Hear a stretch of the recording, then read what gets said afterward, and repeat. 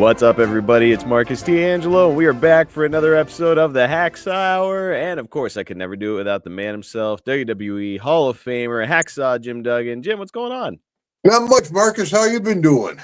Man, I've been great, especially great because I got to see you in Las Vegas recently. Yeah, it was a great time seeing you out there in Vegas. Saw Jake. Wait a minute, Marcus. Wait a minute, brother. I've been baiting you. I'm like, holy smokes. I mean, after all this time, as long as we've been doing this, as hard I've been trying to pull it out of your throat to give me a no, Marcus is like, no, we'll just have a conversation with Jim. Hi, Jim. How was Las Vegas? Brother, we're going to start off the Hacksaw Hour, baby. And you know how we're going to do that, young man? And if you're going to do it like that made it, Marcus. Ho! The White House shopping. I can be as crazy as I want now, man. Scared my cat. Ever since you told me I got to work on my hoe, I'm self-conscious now about the hoe, Jim. Not a good. Well, the way you had him lined up in Vegas, I don't blame you, man. Holy smokes, jeez.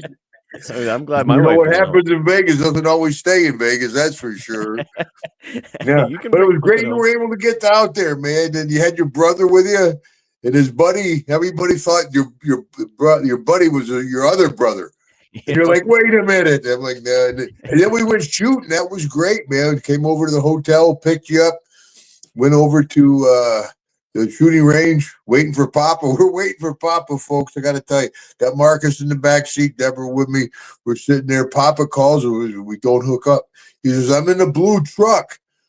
So we're sitting at the top of the hill. Sure enough, what are the odds? Here comes a blue truck up. I'm like, hey!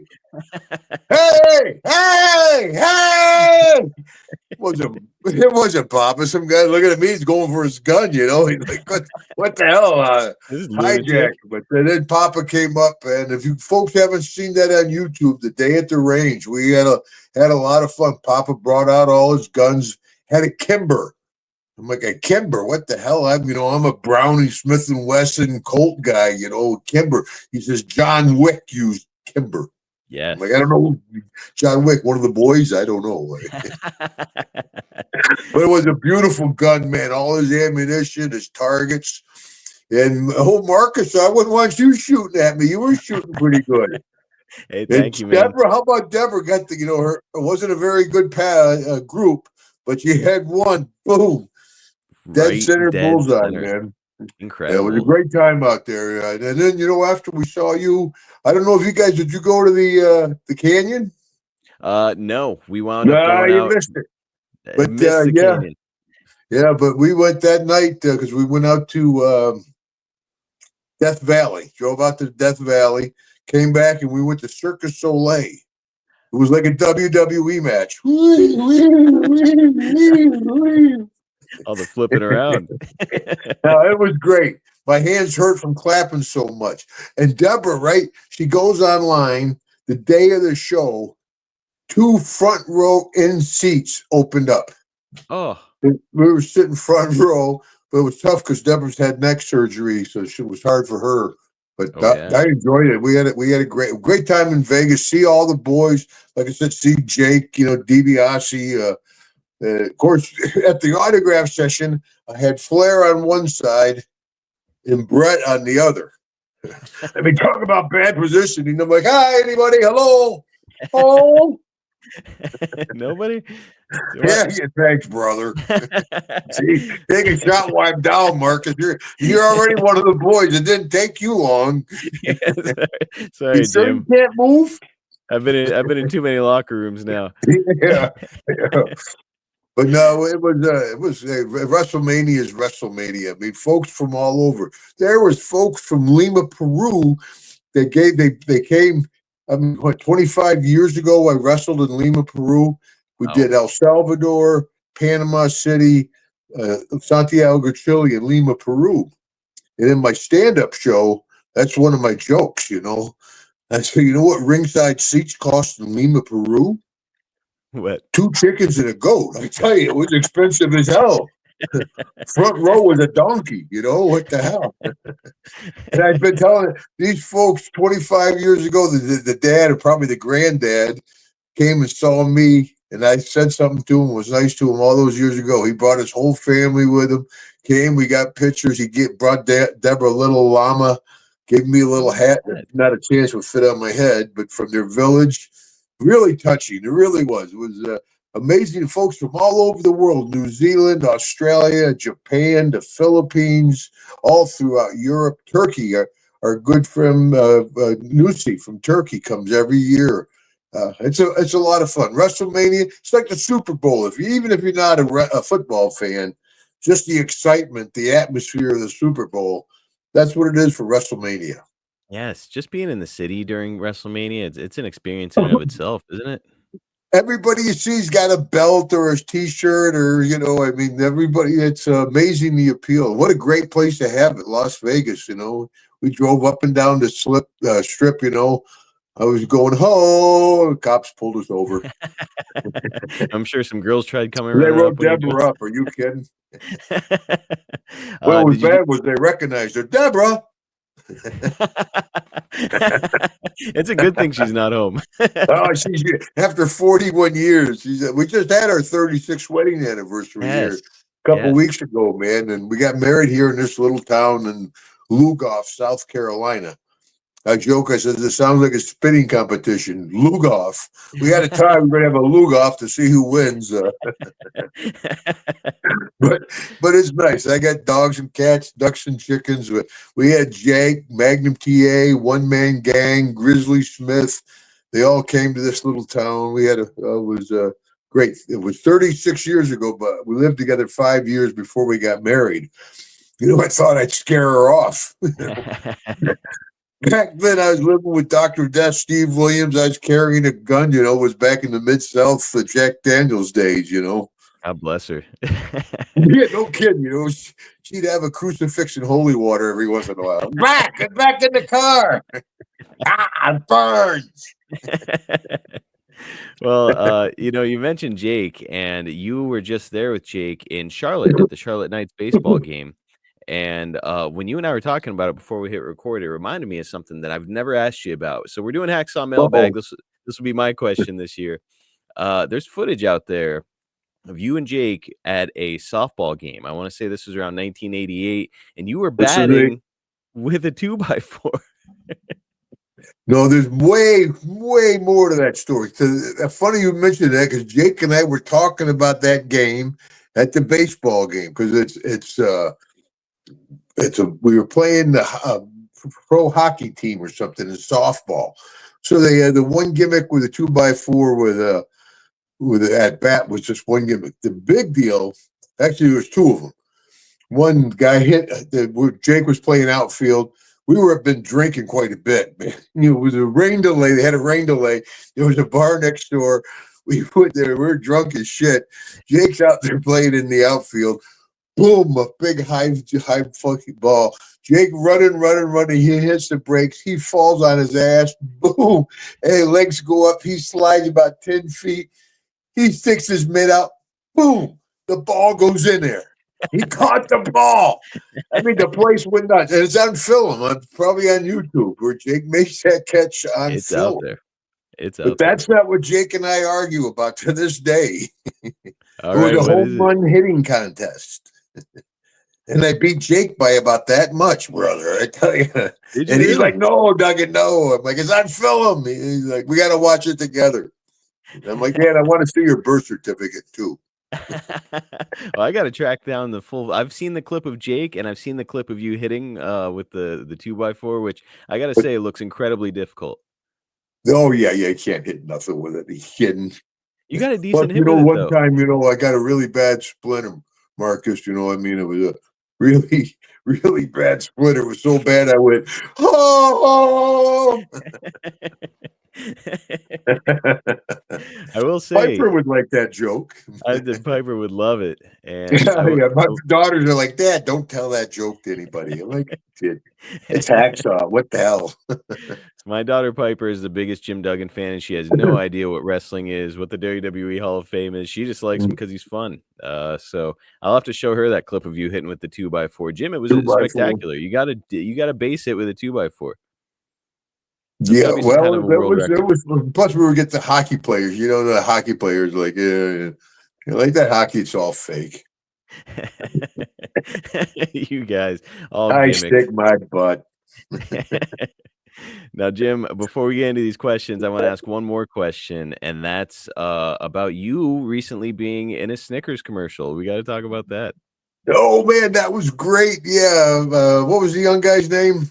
That was, oh gosh, now it's escaping me. Carmelo Put you Hayes. on the spot. Carmelo But yeah, the Hayes. WWE, they called me like a week early in the middle of the week, and we had to go. Had to go up to the New England Card Comic Con that weekend. And like Dugen, would you like to be part of a Snicker commercial? I'm like, no, not a chance. You kidding? Yeah, you Absolutely. think? You want me to take a bike somewhere, or what? How you want me to get there? You know. No, so they flew me and Deborah first class down to Orlando, put us up in the Hyatt Regency Hotel inside the Orlando airport. It was great hotel. It had a balcony. A lot of hotels don't have balconies anymore. You know, it had a balcony. Our daughters came over. We sit there with the planes coming right overhead. And Awesome. then we have to do the shoot, right? So we go in, and I got in trouble as soon as I wasn't in there a minute. The security girl comes up and goes, "Hold it down, please." Hey, how you doing? Hey, brother. How's that? Oh, She's never met Hacksaw, I guess. yeah, I'm just being nice to see you. And one of the directors was from Legend House. Oh, no way. Yeah, no kidding. He had a picture. We took a picture with him because he had a picture of his boy on his lap, and his boy was like 13, 14 years old now, you know. So we took a picture. But anyway, so we have to wait till they had to do the girl because the guy was like, it's him. And then it's like, you mean Kim? And it goes to a girl, and it's like, Kim, and he's like, no, not Kim, him. And it goes, you mean Tim? And it goes to a security guy. And he goes, me, Tim? He goes, no, not Tim, him. And the guy goes, oh, Jim. And they cut to me, and I step out. I go, oh. And everybody goes, who's that old bastard? Now, funny, surprisingly, the place hoed their butt off, man. And when they showed it live, and then, but you know what, Marcus? That probably took 30 takes. That long, Longer really? hoe, shorter hoe.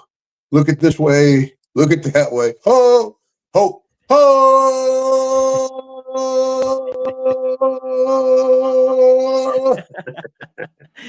I did. I have every kind of hoe you can think of. Reminded me of the old days.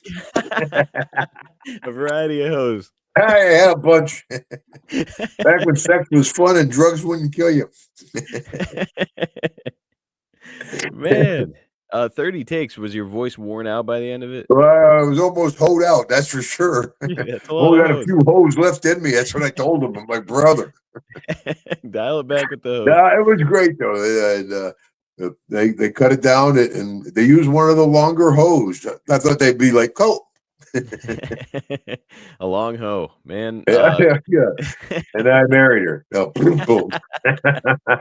Guys, it's on Jim's social media. Got a massive reaction online. It was really cool to see that happen. So go out of It's your way. nice to be involved with the WWE. Unbelievable. Like I said, I went in there. They got a huge production. It's top of the line. It's Hollywood top of the line, first class. And it's neat to be around that again, like we did for this Saturday night main event. Yep. I mean, just to be around all the excitement and see what's involved, and it's cool. Man, Jim, it's great to see you back in the mix. And I've seen a lot of this feedback online too, where you announced here on the Hacksaw Hour that you had signed a Legends deal. And man, the excitement from fans was just crazy, where they're like, oh, we're gonna get new Hacksaw action figures. He might be making more appearances. So, man, all these years later, everybody still wants you around. It's awesome. Yeah, it's as we talked before many times, Marcus, and doing all these autograph sessions, especially at WrestleMania. So many folks come up to me and say, "Hey, thank you so much. Thank you for my childhood." I'm like, "No, brother, thank you for my life that you've given me. You know, I'm the bright side of the ring. I'm not the dark side, Deborah and I have been together 41 years. Never had to go to rehab for booze or drugs. Put 2 daughters through college. Do a bunch of charity work. At 71 years old, I travel the world signing autographs. I'm like, no, thank you, folks. It's all because of the wrestling fans. It's possible. So I'm grateful and humbled. We're excited to see what's next for you, Jim. And I brought my boots and trunks at WrestleMania. You never know.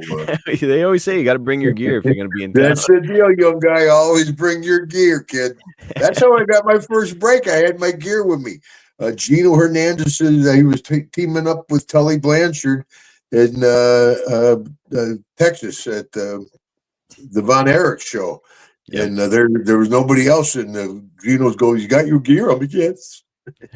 It's kind of terrifying. Dugen was off and running, man. Didn't have a clue how to take a backdrop or anything, but man, Jim, always bring your gear. I did bring my gear to Las Vegas too, so you and I should have found a ring and grabbed a couple holds, pal. Yeah. Well, I see. My deal. I said, Hogan and Flair call me kid. And Jake says he's younger, but let's see the birth certificate slippery. Prove it, Jake. Yeah, right. I saw him up there in Charlotte. First thing I did was took his pulse. One of my favorite lines that you've done is you said that I can't remember, you said you were at some haunted house and you couldn't tell if Jake was one of the decorations or not. Oh, we're doing what I'm doing the Q&A, and we're just talking about wrestling, and Jake's sitting next to me. We have a crowd there. We got a microphone, and Deborah died. I'm just going along, and I said, "Well, yeah, I'm 71, Jake's 82, but it's been a great business." And I just kept going. Jake didn't even catch it. The fans did, but Jake gotta rip Jake whenever you can. Some payback for back in the day. We've had a lot of fun with each other over the years. Well, our first question this week actually kind of is related to Jake. Jake. Gotta go to work, huh? Finally, yeah, holy shit. I guess we ought to. But it is related to Jake in the literal sense. Ricardo Montegarza asks, "Did you ever interact with Rockin' Robin, and what was she like?" That's Jake's sister. Yeah, I knew Rockin' Robin a little bit, and she was always nice. I never really hung with her a little bit, but she was old school wrestling. So when she would come in, she would go with everybody in the dressing room and say hello, then go off to her own dressing rorum. Back then, I don't know if they dress together now. I don't know. I don't know. But back then, they had their own dressing room. So, I just knew that her and Jake were related. But I didn't have, even with Sam Houston, his brother, half brother, I didn't have a whole lot to do with them. They were younger. I am curious, Jim, and this is a question that's come up on Jake's podcast with me a lot too. And I've never asked you this one, but hearing about Rockin' Robin makes me wonder, who do you feel is the best female wrestler that you were ever around? Ooh, that's a good one, man. Jeez. Well, now it's different. I mean, I joke. I said back in my day, a female wrestler was a lady wrestler. Guys used to joke about it. Hey, he's dating a lady wrestler. That was a standard joke. A lady was, Scary Sherry. Scary was a tough, rough, hard woman. If you had a fight with Sherry, you would fight her like a man. She'd be like that Ronda Rousey without that type of training. Yep. That tough, but without that level of training that Rousey had. But and now it's kind of evolved to women are beautiful divas and can work very, very good. I mean, it's a whole different thing. There were not many lady wrestlers. Sherry was actually mostly a manager. I'm trying to think. They had Princess Victoria. Velvet McIntyre. There wasn't a whole lot of lady wrestlers. They had a lot of valets, but Missy Hyatt, people like that, but not many lady wrestlers. So the lady wrestlers nowadays, I don't watch it too much, but I know they're great athletes. I mean, I always ask the guys, people through the autograph, who do you like? Many times they'll name a lady wrestler first time because they look great and they're great talents. Of course, like we talked many times, Marcus, to be at that level, You're the best in the world, man. Those people Yep. up there at the WWE are the best in the world. So they better look good, be able to work and be able to talk on camera, be able to travel, be able to miss their holidays and their birthdays or anniversaries. It's a tough job, but those girls on top are on top for a reason. Yeah, they're the best there is. There's so many intangible factors that you have to be at that level. And man, to your point, everybody who's there and working there, there's a reason. They've got all of it, right? Yeah, of course, there's a big difference before hair and makeup and after hair and makeup. They go in that room and it's like magic. They come out of that room, hair and makeup. You're like, what the hell? Like a whole different human being. Yeah. I go in there, they're like, yeah, never mind. He's fine. Yeah, you look good Here's just the some way powder. you are. Ray Hollis is up next. I'd love to hear Jim's opinions on Jeff Jarrett and Glen Gilberti. I saw he wrestled both in TNA. Who's the other guy? I know Jeff. Glen Gilberti was the Disco Inferno. Disco Inferno. Yeah, that's a tough one. I got along okay with Jeff, but you know that AWE that always left a bad taste in my mouth when they were up filming in Nashville or Memphis or somewhere up in Tennessee. Vince Russo was running the shows and stuff, and Jeff called me. I wasn't working with anybody. I was just doing the indies, and Jeff called me to say, we got a great angle for you with these guys. We'll bring you up. They're going to beat you up. The first night we'll carry you out. We'll bring you back. We're going to team you up. They're going to team me up with one of the Moondogs and come back on these guys, right? So I'm like, yeah, sure. So I went up and I did the job. I got carried out on a stretcher. They handcuffed. I forget, it was Disco and his tag team partner, whoever it was back then. But remember the name of the guy. Yeah, they beat me up, and I think if I remember right, they handcuffed me and humiliated me pretty good. And they took me out of the arena, and never heard back from them. And that was it. That was it, man. I went up, did the job, did the favor. Oh, yeah, we're going to take this, man, and, we'll take it on. And, of course, I wouldn't gone up there and just got beat up for nothing. What the hell? It does nothing for me. Sure. You're talking about running a little bit of an angle. We're back on the road a little bit. Yeah, I'll go along with an angle, but to go up and just get used like that was something to this day leaves a bad taste in my mouth. Yeah. Mike Sanders was the guy. I just remembered. It was Mike Sanders that you worked with up there. Yeah. Yeah.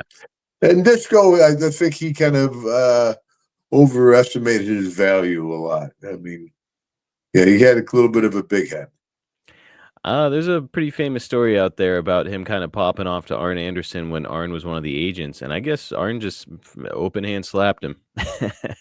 Yeah, I did Disco with his limitations. Let's say should have been much more humble. In the old days, somebody would have stretched him pretty good. Yep. Now because working with WCW, there used to be a camera director at interview day up in the CNN Center where we used to do TV for Atlanta, WCW, and Knobs and Sags would come in. This black gentleman was bald-headed, was a floor director, and they'd always come up, Knobs go, "Hey, Montel, how you doing?" And he did it like 3 or 4 times, and the guy, he ended up suing WCW and stuff. So people, you had to be real careful what happened. That's why, like I said, back in the old days, somebody that would have been different. Oh, he would have got stretched a little bit. I mean, it was just a different time. That's when Sags beat up Scott Hall. Mm-hmm. Everybody, man, you're screwed, man. He ended up going and suing the company. Became different, more corporate. Which it is. It's a huge business now. Back in the old days, you're in a high school gym or a National Guard Army. Hey, can I talk to you in the shower? What the fuck are you doing? I was gonna say if Glen had been in the Mid-South territory, he probably would have been asked to go to the shower. He was a little more humble, I think. Yeah, Shawn Michaels was down there, and he was a humble guy. Mm-hmm. But then Yeah, things would there change. was a tough dressing room. A lot of wrestling dressing rooms in general, they're tough men. Every night you're throwing punches, you're blocking punches, you're getting potatoed, you're throwing potatoes. It's a physical business. That's why when you're back in the day, you'd have trouble in the bar. It'd be like, poof. Hey, brother, not bad. Come here. That's why I said that we had that big bar fight with Dr. Death and Hercules Hernandez. Were fighting the whole bar, and everybody like in a 5-yard zone were dead and dying. He hit me in the shoulder. I'm down. And Hercules was like a windmill, big, and Doc's like a rock'em sock'em robot. Boom, boom, boom. They were fighting the whole bar, man. What was your fighting approach? Would you try to stretch a guy with your amateur background? No, I never had trouble in the ring at all with anybody except Matt Bourne in that famous deal, but yeah, usually professionals, if you have trouble, if you don't intentionally, I did get stretched though. Did you? Yes, when I was at Big Jim Duggan, I wrestled, and you probably could find it on TV. I wrestled Angelo Mosca. Yeah, I remember Angelo. And Angelo, I didn't, because I was green. I didn't know. I just thought he was being snug with me, stiff. But looking back at it, yeah, he was taking advantage of me and hurting me. Wow. So, Yeah. and when you said that But you I got was young stretched, and dumb. Yeah. when you said that you got stretched, the first thing I thought was you were the New York State heavyweight champion. You probably could have Well, we stretched didn't just about realize anyone. what was going on, I Yeah, mean, it yeah. would just be, the boots were heavier than normal. But now going back after I was young and, when you're green, you're green. I'm working in the WWF with Angelo Mosca as Big Jim Duggan. Yeah. I'm supposed to. I'm cannon fodder. I'm going out there to feed these guys. That's my job, to do the job for the guy. Yeah. And he took advantage. Some guys take advantage of job guys. I was a job guy. They took advantage of me. Even the Steiners were known to. The Road Warriors were known to take advantage of people. Some guys were mean and would take advantage of guys in the ring. You're beating somebody up. You can hit them like that or hit them like that. Now, I know you as a very kind-hearted guy, but I also do know that sometimes when you're working with an enhancement guy, they won't cooperate with you. Jim, did you ever have to kind of get a little rough with one of the guys? No, Never. no. I don't know why. I never did. Nobody wanted to screw with you, huh? Never had a problem, brother. And that's another thing. If you carry a gimmick, get your gimmick over. Okay, so everybody, Duggan's going to hit the ring. Everybody's supposed to powder when Duggan hits the ring. I hit the ring with my 2x4. If you don't drag your ass out of the ring, you're going to get whacked. You're going to get whacked good. Yeah. And then so next time I come down to the ring, they get their ass out of the ring. You ain't kidding. Put your gimmick over. This is my gimmick. You put my gimmick over. Don't take a hit and stagger around and trip around. If I whack you, boom, you go down like you get shot. Yep. Or next time you will get shot. And respect the other man's gimmick. And I've seen you get pretty close with that 2x4 too. If the guys aren't getting the hell out of the ring fast enough, where it's like, I've come close, man. I've tried a few times. Yeah, I'm sure there's a few guys you'd like to have hit. Yeah. And it was the Fantastics, Tommy and Bobby. They would hit the ring as soon as the door would open for me to get out. They play my music. They jump out of the ring. Next up, we've got the Chipmunk Guy who asks, "What are your Chipmunk favorite?" Guy, I like it. The Chipmunk Guy, and he wants to know about your favorite memories of Howard Finkel. My Howard. I knew Howard back in the WWF days, back with the old man. But what I remember most, of course, is Legend House. Yep. The 8 of us living together for about 5 weeks, I guess. I don't know. And Howard was one of the 8. And he was on a mission to lose weight, and he did. I mean, he watched what he ate. He probably lost 10 or 15 pounds. I don't know. He lost quite a bit of weight. But I remember got a lot of heat, though, because we had the best commercial contest. And it was our group. It was Tony, me, Howard, and Piper. And the other one was Gene, Pat Patterson, Jimmy Hart, and Hillbilly. And they did a really nice commercial about car wash. And, just like a regular commercial you would see for a car wash. We had this guy would bring a bunch of flamingos and put in your yard. Flock of flamingos, it was called. And that was his deal. But we made the silliest ass commercial you'd ever see. Me and Piper are coming down the road. Flock of flamingos. Flock of flamingos. Tony's got a bunch of ducks all over. It was silly. So we win the contest. So we win the contest. And the winner gets to take the limo to Las Vegas.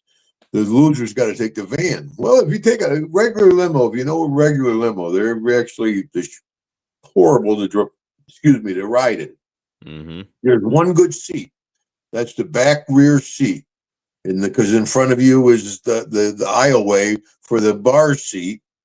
And then the seat next to that, you got your feet to the bar seat. And then, the long seat, the sofa seat. So the only guy that's got a lot of room, it's the king seat, back right rear seat. And, and a lot of the pecking order in wrestling. That seat, out of us four guys are going to ride to Las Vegas. That seat belongs to Piper. Gotta be, right? Howard's the last guy to get the seat because he's not one of the boys. But Howard, he jumps in the seat, and Piper gets hot. I mean, Piper's pissed. And Howard doesn't have a clue. Oh, he's not telling him he's hot? He doesn't know. He doesn't know. He's just sitting there. And Piper's on one of the other. But that's the one where Tony pooped his pants in the limo. That was the limo ride from hell. It was bad, yeah. But yeah, that next night at dinner, Howard's like, Jim, I don't know what I did wrong. So Piper was still pissed the next night. Piper was pissed. I talked to him like he just didn't know, Piper. He didn't know. How could you not know? There's one damn seat in the car that's comfortable. Remember, he doesn't pipe very seldom does he get hot. That's the whole time. Except the only other time I saw him get that mad is when I joked with the weed. We didn't have any weed out there because even though California pot's legal, Piper doesn't drink. He enjoyed his weed, and so we didn't know anybody that first week to get any weed from. So I went to the kitchen. I got an envelope full of oregano, or a Kleenex or a napkin. And so we're in Palm Springs, the beautiful mountains, the wind's blowing. I got these sliding glass doors. I rap on the window. I'm like, Piper, come here. I said, look what I got. Whoa. Piper goes, are you shitting me? I'm like, yes, it's a joke. It's a joke. That's a good rib. That's so hot. I broke character right away. Yeah, it's a joke. Hold it. I just met him. That's not real. Did you finally find a weed hookup while you were out there? Oh yeah. Just the cameramen and everybody. Yeah, and I joked they got to have because they had hidden cameras, they had camera crews, they had they had cameras all over the house, right? Mm-hmm. So the company policy was you couldn't smoke, even though it was legal in the state of California. They didn't want you smoking weed. Yeah. So me and Piper, we enjoyed smoking weed. So we get up against the wall. It was like breaking out of Stalag 13. We're up against the wall. We're watching the camera. We run like hell. You get behind the tennis courts and burn. They couldn't see you back behind the tennis courts.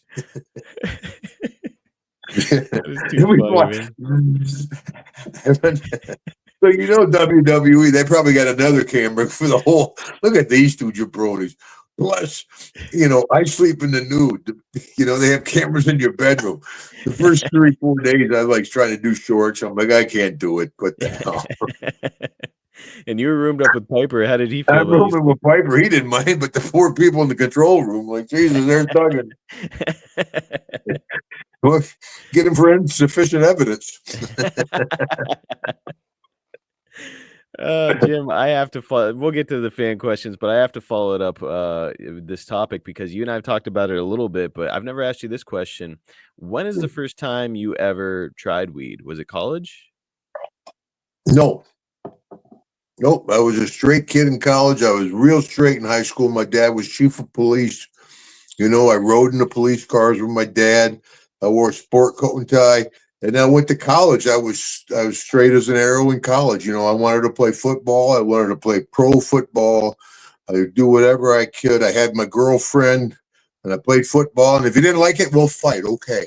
I had real short hair, clean shaven, a whole different person. I really was. It wasn't until I started wrestling. Yeah, I think probably Gino Hernandez is the guy that probably broke me in.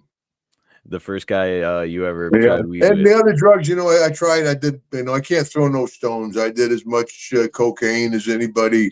I did steroids, not like I did a cycle or anything. I'd taken a couple of shots over the years.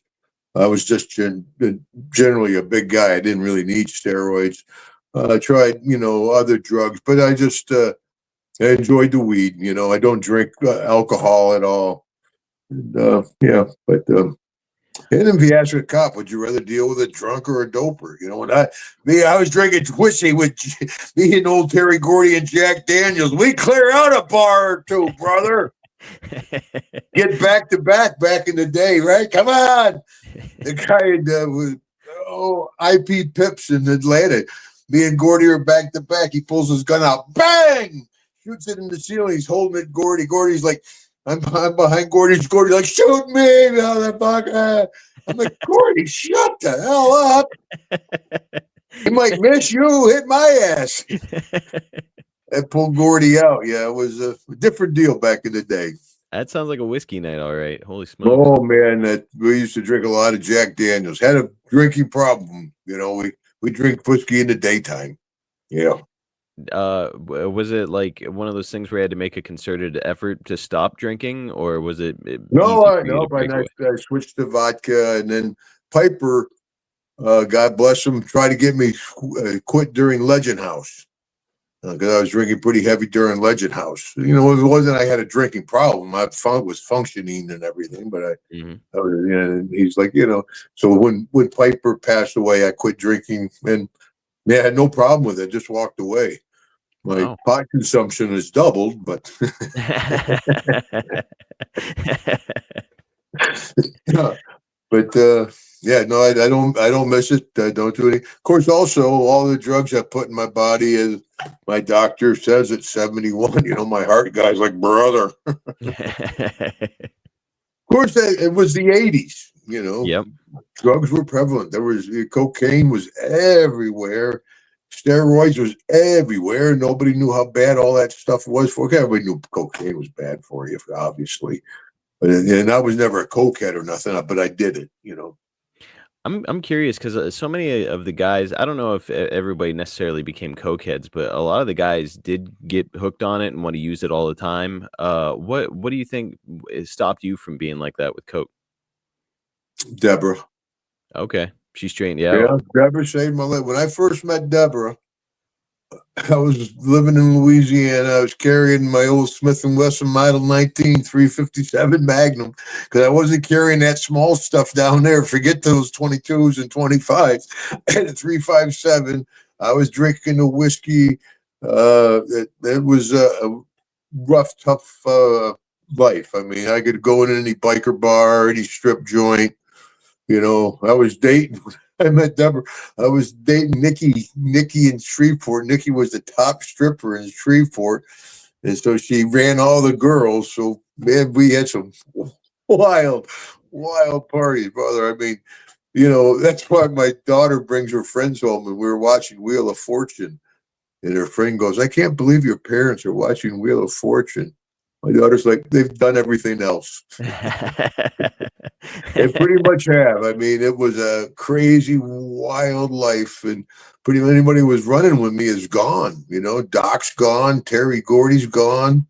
I'm a cancer survivor 2 times, have a heart condition. So you reap what you sow. But it was a wild west, buddy. Lots of fist fights. Lots of orgies. I mean, it was a crazy time. That was the old joke. You always enjoyed strippers because strippers had good drugs, were bisexual, and were wrestling fans. Boy, that's a great combo. You ain't kidding. You're like, get your girlfriend, come on over, and Man, like, yeah, sure, yes. so And it's just herpes. Don't worry. just go down to the free clinic. Oh my gosh, it was a crazy. But I'm glad. I mean, to survive it, Deborah got me out of it. And actually pulled Doc out of it too, man. Wow. She got us. Yeah, she used to ride with us, be in the back seat. We rode with me and Deborah. You know how it is. Oh yeah. Never one of the boys. She'd be in the back seat making sandwiches. Me and Doc be driving down the road, man. It's yeah, she saved my life and still does to this day. Every morning and night, she gives me my cap full of pills. Boom. Man, God bless Deborah. And honestly, it's like, you find a good woman like that, she can turn everything around for you, right? Yeah, she sure could. I've been gone without her. Yeah, without question. Yeah. If anybody ever seen that TV show Animal Kingdom, I don't know if you ever seen it. The Falcon Rest Hotel in Atlanta was just like that. There were probably I don't know how many felons. You could go out to the pool at 3, 4 in the morning. There'd be all kinds of strippers, all kinds of bikers. I mean, probably a couple of felons. I mean, well, it was a crazy time in the business. And then, I mean, you go from that. Imagine going from that and wrestling at the Pontiac Silverdome with 93,000 people. Shit, I was just down at the La Ranja High School gym. What are you talking about? Unbelievable. And only in wrestling. It's we say it all the time here on the show. There's just no business like professional wrestling where you can be a television star one week and the next week you can be working in, a high school gymnasium somewhere. Yeah. Well, look at Mr. Fuji. I just saw at the end he was taking tickets at a theater. Yep. Yeah, but there's more to life than wrestling. That's for sure. There sure is. But also save your money because it's a short window. A lot of guys, think they're going to go forever. Nobody don't get divorced, 3 or 4 times. Don't buy 4 or 5 Rolexes. Save your money, kid. Yep. That's advice for any. I know some wrestlers listen to this show, so there's some good advice for you right there. Save as much as you can. It's not going to last forever, so take advantage now. Jim, one of these days, you and I have got to do some kind of a private conversation or recording or something like that, where you tell me some of the stories that we can't tell on the podcast, because it sounds like you've probably got a lot.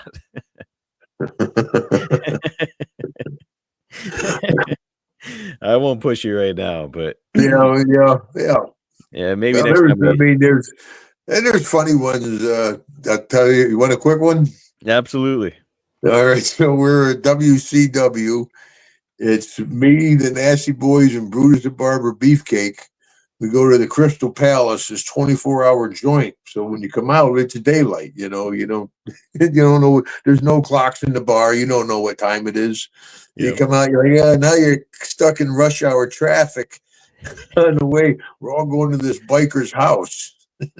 Some people, we're in the car, feel like horrible. We get to this biker's house. He's got his bike in his living room. I mean, he's got all his friends with him. And, we're sitting on the sofa. It's a big sofa. And it's me, Knob, Sags, and Beefcake. And now the guy's got a few drinks in him.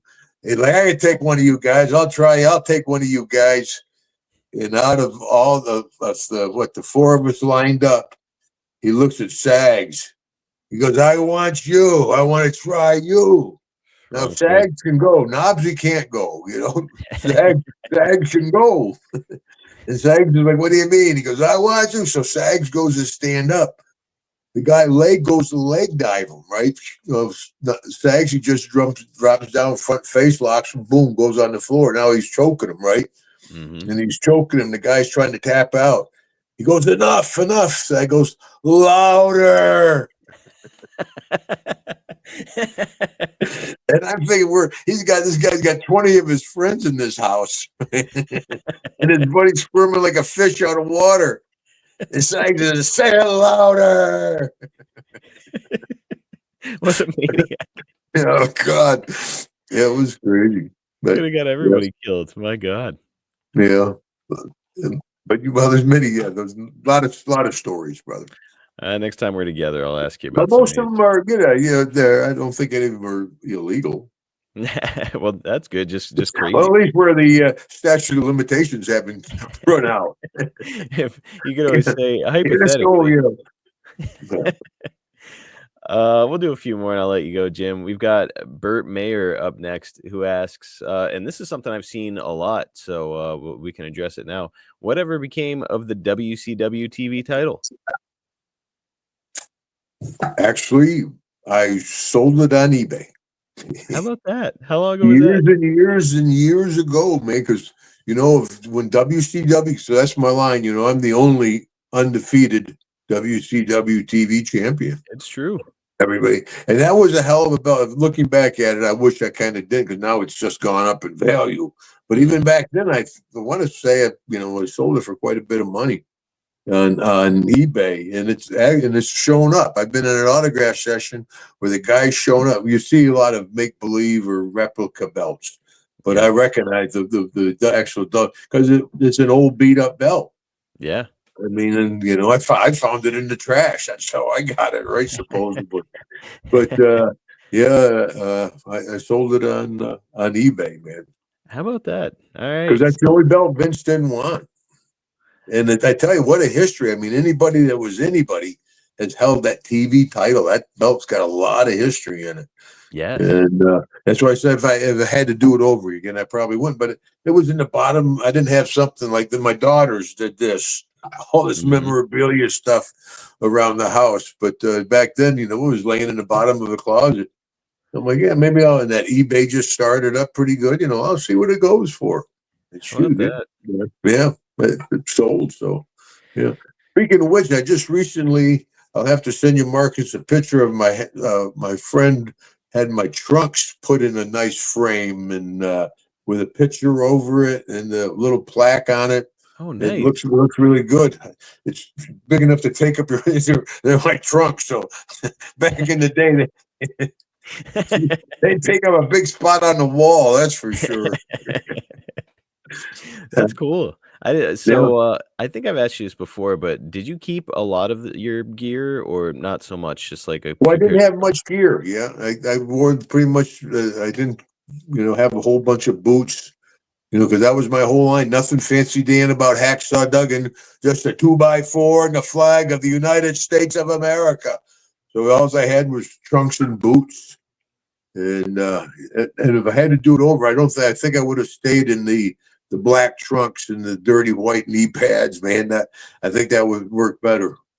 But the more I evolved, I went to the singlet. They gave me a new action figure. Yep. Guys that like Macho, he was ahead of his time. Different. Because now the collectors are like, I got this outfit from this WrestleMania, the picture. They pair them up. So guys like that, hell, when they put me in the Hall of Fame, they're like, what can you send us? How about a 2x4? Never sent them up 3 or 4 different 2x4s. I got a beautiful collection of 2x4s people have given me over the years, And but yeah, that's nothing fan. I don't care if I win the match, as long as I win the fight, tough guy. Now, did you keep those gold boots that WCW made you wear for that period of time? You want to know the truth, brother? I had them dyed blue. Did you really? Yeah. I wasn't one of those big money guys. Those boots are expensive as hell. Yes, they Yeah. are. Yeah, that was. I mean, just how stupid was that? You got it. They got the crowd. WCW. They come up to me. I think it was. I want to say it was Kevin Sullivan. Comes up to me. He goes, Hacksaw, you got the crowd chanting USA so well. We want you to start off the show and get the crowd chanting WCW. Ugh. And we're going to give you this purple trunks, these gold boots, and a big WCW flag. And I'm like, yeah, shit. Trying to bury me, Sullivan? What are you doing? Yeah, right. No kid. But anyway, what's that company doing now, right? Yeah, I don't know That's whatever Team became. Canada. But again, there you go. Where it was the way I feed my family. I couldn't afford to say, "Hey, screw you," and walk away. I did that. did the janitor, did Team Canada, and Vince Russo's like, I'm doing Dugan a favor. And then when AEW or whatever the company is, WCW goes under, everybody else goes home. I go up to the WWE. Who's doing who a favor, brother? Yep. I will say though, Jim, maybe all these years later, you and the purple trunks and the gold boots are going to pay off because they're making these Monday Night Wars action figures. Maybe you're going to get a new action figure with that gear on and collect a little money down the road from the whole gimmick. Well, they call them semi-action figures. Semi-action figures. Not a whole lot of action there, Duggan. All right, we'll do one more and I'll let you go, Jim.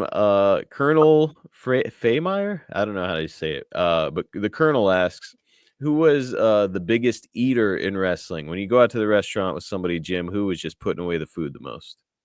Ooh, there's a couple guys, man. I could eat pretty good back in the day, but guys like One Man Gang, Yokozuna. Yoko could eat a lot, Reason was Mark Henry. Mark could eat a lot. Yeah, a lot of guys. And of course, Andre is Andre, brother. There's only one giant. He could drink a lot. He could eat a lot. And he could shit all. He could poop a whole lot. Yeah, really fill up a whole toilet, I'm sure. Yeah. Yeah. But folks, if you want to make a change from the normal boring Mother's Day gift that you've been giving out, why don't you get your mom a cameo from old Hacksaw? That's a great way to celebrate Mother's Day, right, Jim? Thanks, Marcus. Old Hacksaw. Try old Hacksaw, just bury me with the women, Then we're out having dinner. The guy asked Deborah, he goes, aren't you worried about Jim being around all those young, beautiful divas? I was like, no. So thanks, hon. You can't be a little worried, honey, Pretend to be They worried. call me sir and get the door for me. Are you kidding? But actually, I do a lot of Mother's Day cameos. Yeah. I sure do. I do a lot of cameos in general. Just did one just before we came on air here. So. Oh, awesome. And look, I have fun with them. And if you got your mom a cameo last year, head over to hacksawjimdugganshop.com. The URL is right above Jim's head up there. Go ahead and scan that URL. You can get an autograph, a wrestling buddy, trading card. There's all kinds of signed 2x4s. There's all kinds of great stuff up there. All kinds of stuff, buddy. Yeah, we got 8x10s, and hopefully, like you said, with this new WWE contract, we'll get some new action figures. Keep your eyes hopefully open. They give me some abs on this one. Yeah, they got to make sure you're good and jacked for this. Boy, they really most of I tell you, some of the magazine or books too. I tell you, you open up like some of the illustrated WWE books. I'm like, holy shit. And Harley, I think Harley's across from him. I'm like, Harley would be really happy with that. They finally got Hacksaw right in these comic books. Yeah. Well, Jim, always a pleasure to chat with you, my friend, and I look forward to doing it again soon. Too good. Enjoy visiting with you. Good to spend some time with you there in Vegas, Marcus. That was a lot of fun, man, and good to know you. Get to know you a little bit, man, and always have fun talking with you. We have a good time on these. I hope the folks enjoy them because we sure do. Yes, sir. Yes, sir. We've got nothing but positive reviews, and boy, there's plenty more to cover, folks. So make sure you tune in next time here on the Hacksaw Hour. So even though I had to prompt you on the way out, brother, or on the way in, let's get one on the way out. Here we go. Ho! Thanks, folks. See you guys next time.